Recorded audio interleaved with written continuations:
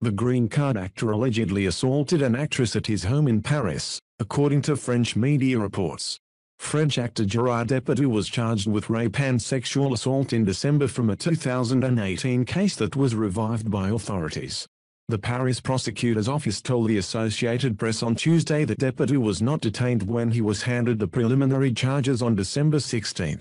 The prosecutor's office addressed the charges after the case was leaked to French media. French media reports said the charges relate to allegations made by an actress in her 20s that date back to 2018. An initial inquiry against the star was dropped in 2019 because of lack of evidence but was later revived.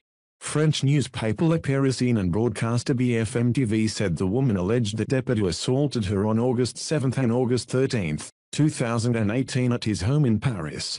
The two met when Depardieu led a masterclass at her school, BFM TV reported.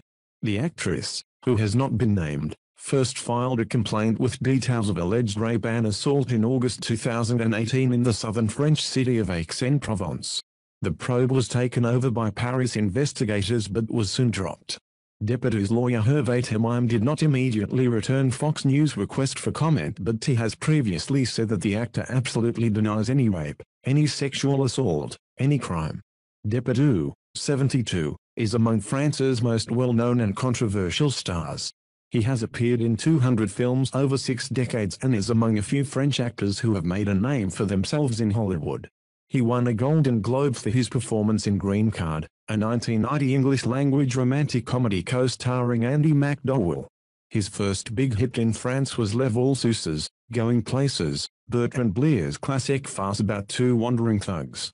Before crossing the Atlantic to star in Green Card, Depardieu played an array of roles, ranging from Jean Valjean, the thief-turned-saint in Les Miserables, to Christopher Columbus.